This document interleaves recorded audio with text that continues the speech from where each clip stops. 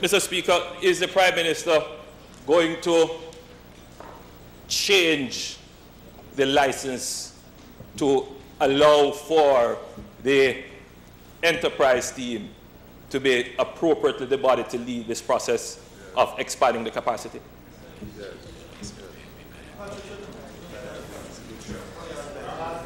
JPS license, Mr. Speaker, is a contractual condition agreed between JPSCO and the government of Jamaica.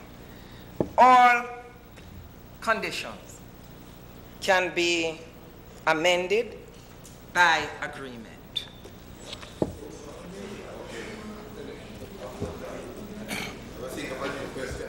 Mr. Speaker.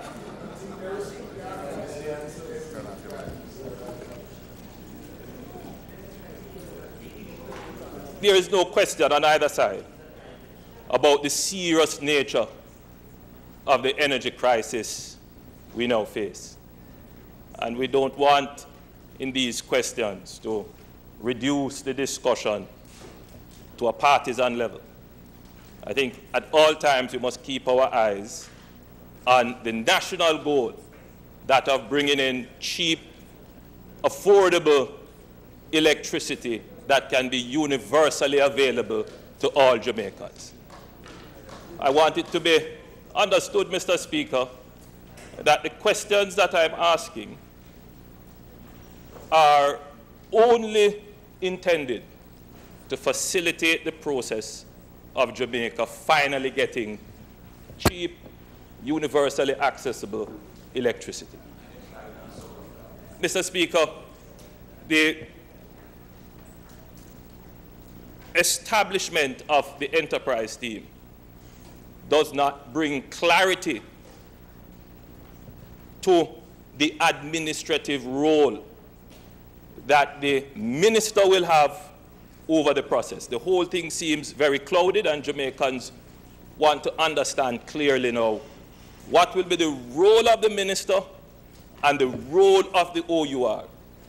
The Prime Minister said that the enterprise team will consult with the minister. In this matter, does the enterprise team now take on the role of procurement? Does it take on the role of defining a license? And what will be the role of the minister in the definition of a new license once you have determined how you're going to proceed? The enterprise team, Mr. Speaker, will report to the Cabinet. The minister with responsibility is a member of the Cabinet.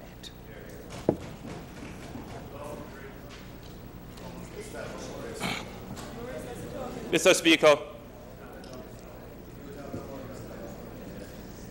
will the minister, who still remains the Minister of Energy, have any oversight role in the work of the enterprise team?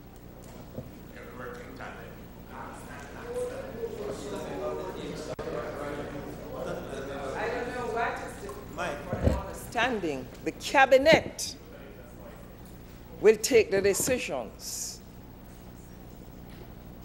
The enterprise team will report to the Cabinet through the Cabinet Secretary to us at Cabinet. The minister is a member of the Cabinet.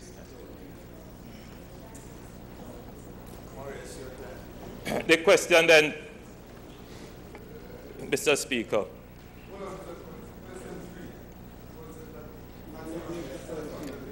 No, I still have some questions further to ask.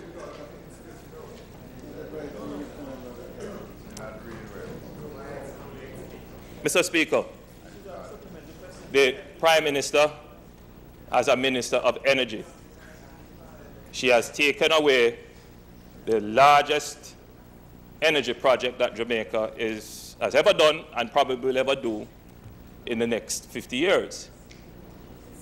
Mr. Speaker, the Prime Minister has not explained to us clearly what will be the role of our Minister of Energy. For example, Mr. Speaker, in her response, it is still the Minister of Energy who has written to revoke the license.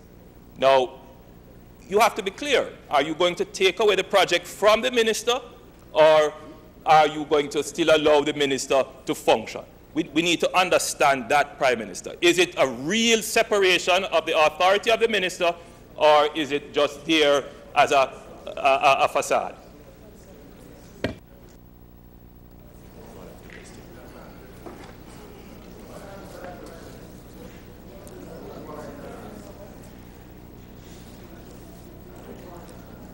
Mr. Speaker, I want to make it quite clear. This is a follow-up to question 4. This is a requirement of the license, as stated in section 15.1a and 15.2 of the amended license, which deals with terminating the license. When the licensee has failed to comply with any of its obligations, the minister may revoke the license after the breach has been specified and the licensee has been given 30 days within which to make written submissions or to be heard by why the license should not be revoked.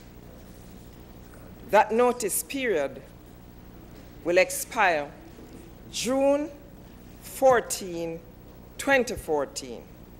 The notice was issued on May 16, 2014. I hope this will assist your understanding.